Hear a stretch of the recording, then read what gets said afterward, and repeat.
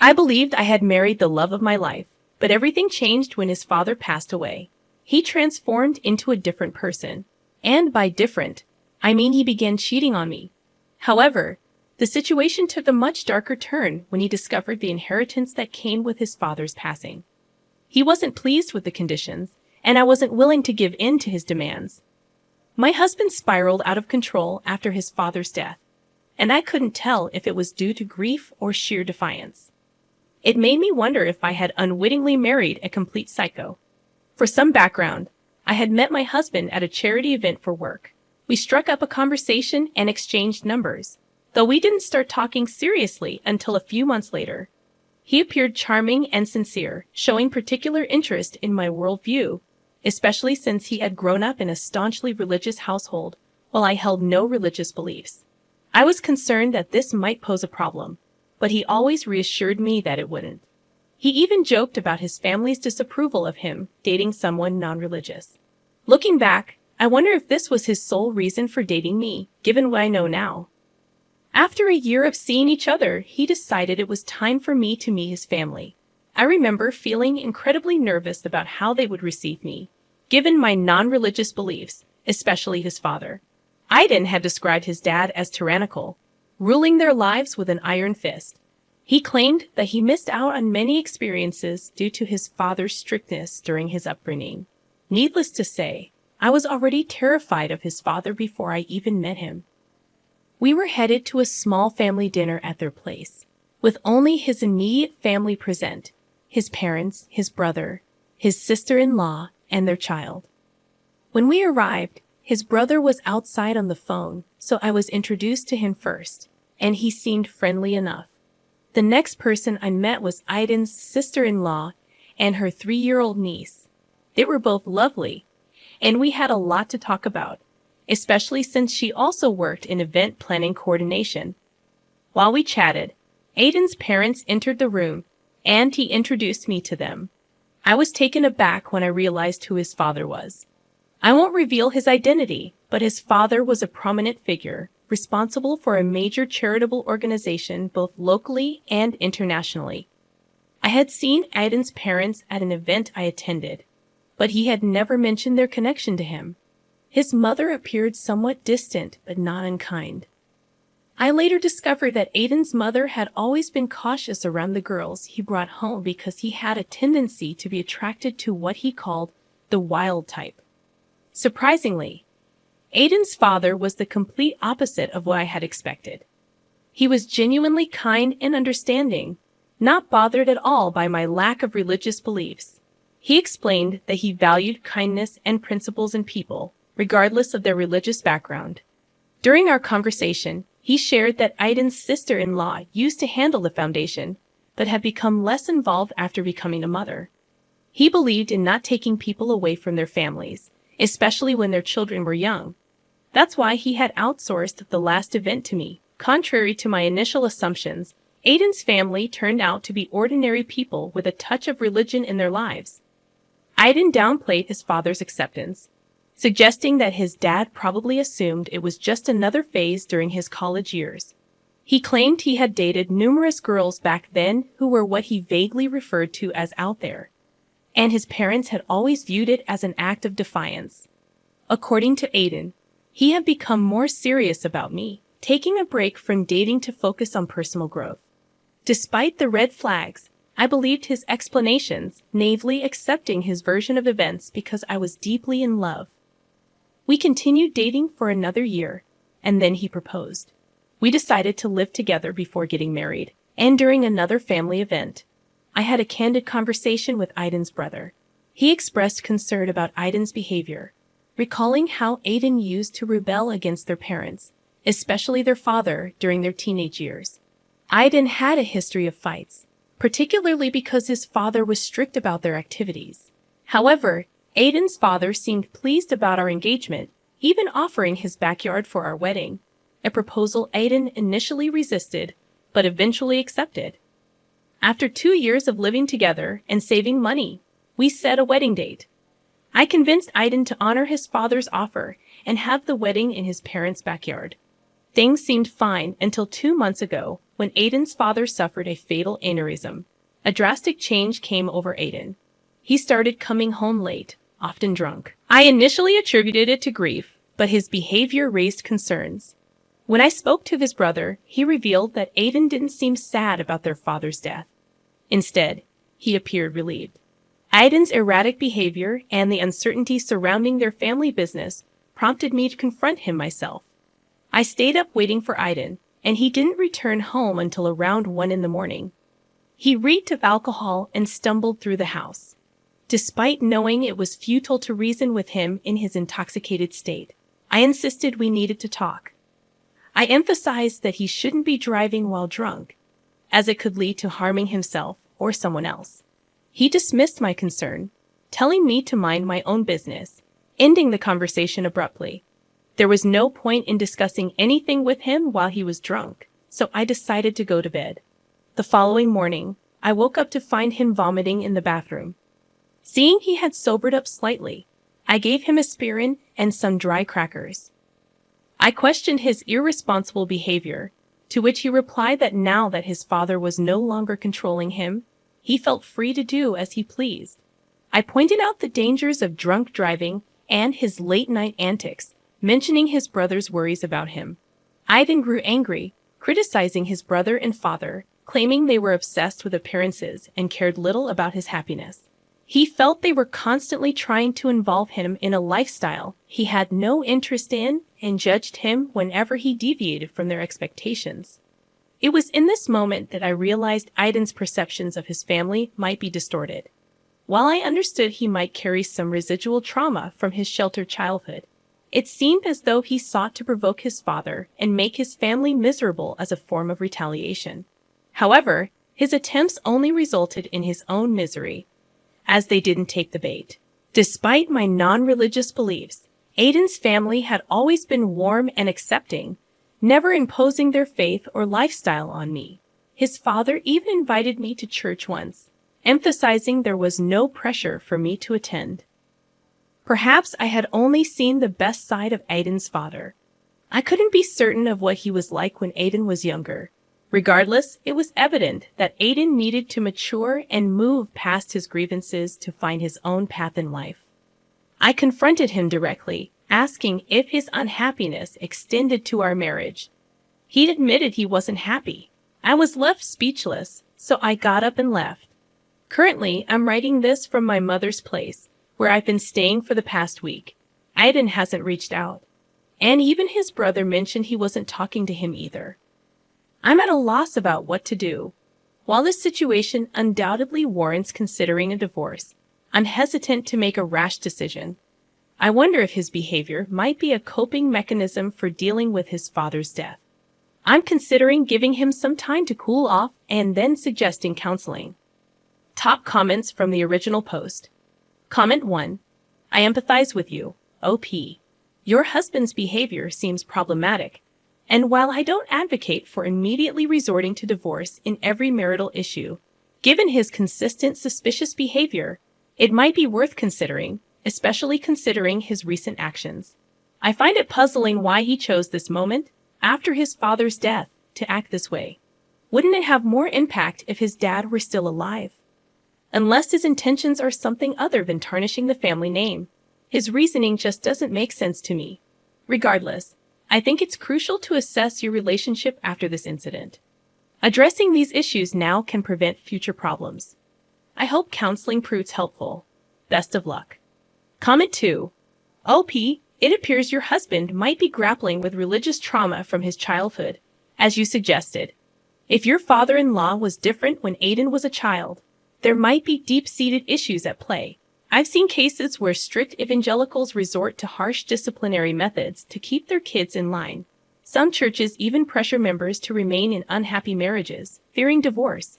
Aiden's fixation on his father's opinion indicates underlying issues that need exploration. While therapy is a step in the right direction, it might not be enough. Individual therapy sessions for your husband that help him work through his childhood trauma. Just because his family is pleasant around you doesn't necessarily mean they're genuinely nice. It might simply be a facade tailored for your benefit. Update number 1. I'm struggling to find the right words for this update. I feel utterly numb.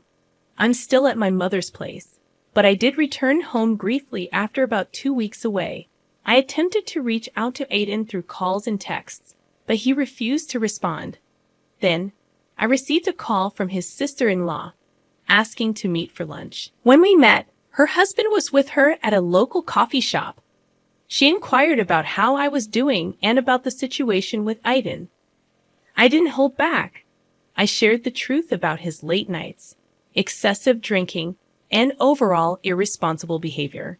I explained that I had been staying at my mother's to give him space before suggesting couples therapy.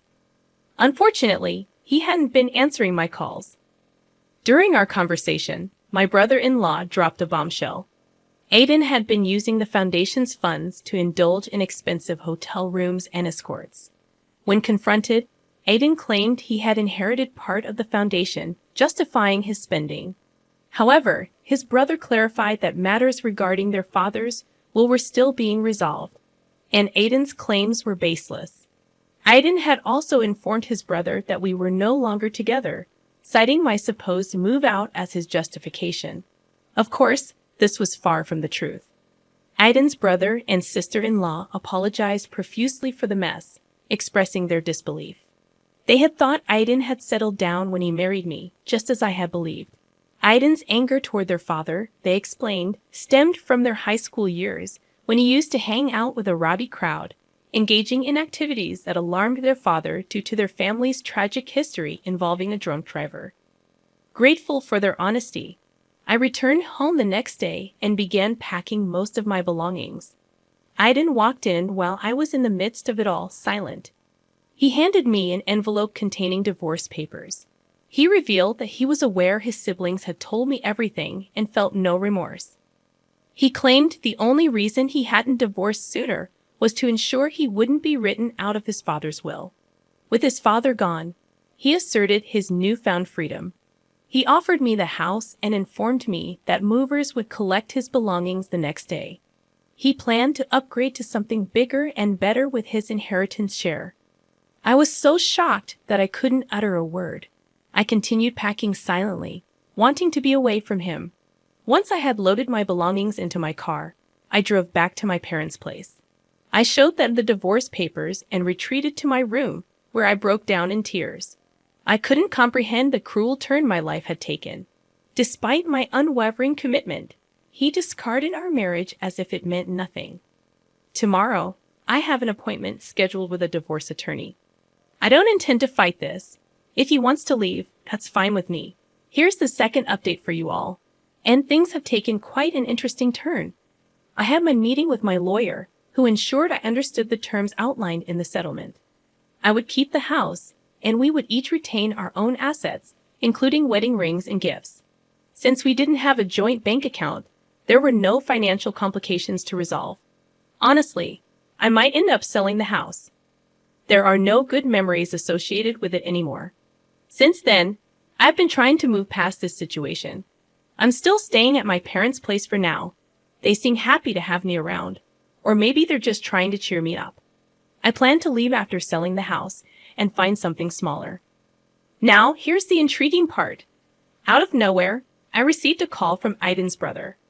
We engaged in some normal small talk, and then he asked if I was free the following Monday.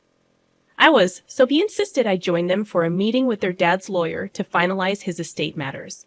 I was unsure of my involvement, but he insisted I should come and assured me that he'd make sure Aiden wouldn't speak to me and that we'd be seated far apart. Reluctantly, I agreed. On Monday morning, I arrived at the lawyer's office. Aiden's brother, now my former brother-in-law, met me outside and thanked me for coming. He escorted me to the lawyer's office, where Aiden, his mother, and a man I assumed was the lawyer were present. I approached their mother, offering my condolences and inquiring about her well-being. We hadn't spoken since the funeral. She expressed her sympathies for what happened between Aiden and me. According to her, she and her late husband had done their best to guide him, but he chose a different path. The lawyer then sat us all down, apologizing for the time it took to settle the father's affairs due to various complexities. The crucial part of the meeting was this. Most of the money would be donated to charity to support the foundation. The foundation's management would pass to the oldest son, excluding Aiden. The remaining funds were allocated to his wife, his eldest son and his wife, as well as a school fund for his grandchild. Surprisingly, he left money for Aiden, but with a condition. Our marriage had to last at least 5 years. Additionally, if we had a child, a school fund would be established for them. Notably, he left money for me without any attached conditions. This wasn't a small sum. We were talking millions. The lawyer's face when his father expressed concern that Aiden might squander the money on inappropriate indulgences like escorts and alcohol. At the end of the meeting, the lawyer informed us that he would schedule individual signing sessions for the paperwork and address any questions or concerns we had.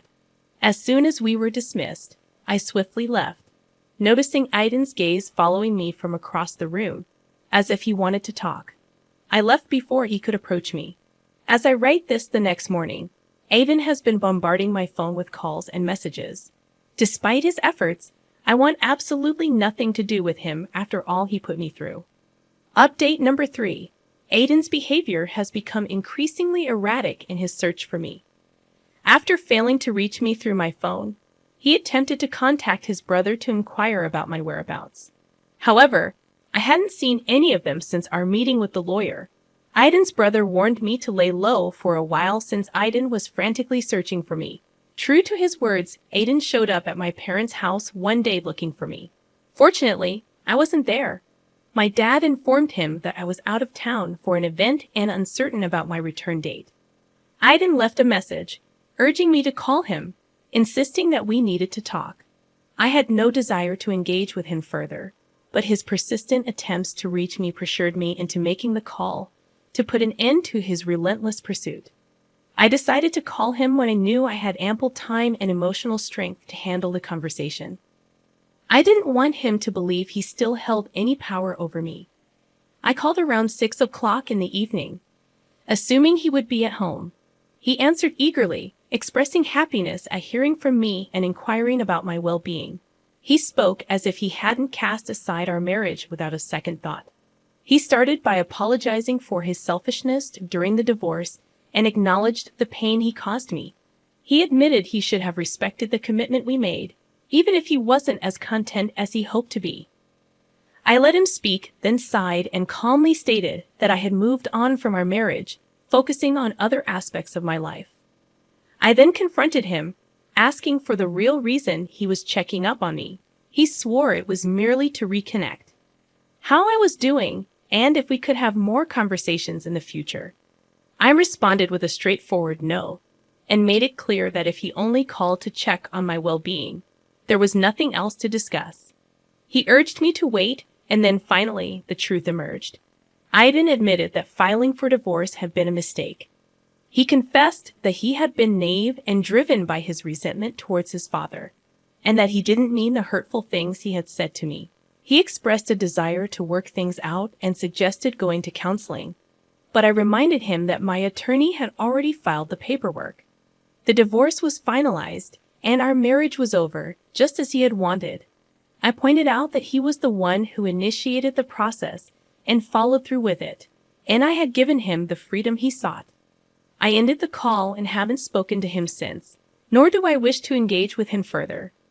I hope he learns a lesson from this, but I won't be used to help him gain financial advantages. Update number 4. It's been a while since my last update, as I've been busy with various life events. Business has been thriving, and I'm currently writing this in between engagements. First, I had a meeting with my lawyer to sign the divorce paperwork. I had the option to choose between receiving a lump sum of money or monthly payments, and I opted for the monthly payments. I also found a home that I like and am awaiting the bank's decision. Additionally, I recently had a meeting with Aiden's brother and sister, the first time we've met since the lawyer's appointment. We discussed a charity event that the foundation is hosting in memory of their father, and I'm assisting with the planning. As a part of the event, I've been scouting various venues. During our conversation, I received an update on Aiden. He had falsely accused me of taking the house from him in the divorce. However, they already knew this wasn't true because divorce filings are public and can be accessed by anyone. When they asked him why he was lying, he expressed frustration and stated that I should have given him the house back, given that I had received a substantial sum of money from his father. I clarified that if he wanted the house back, it was available on the market, and he could purchase it.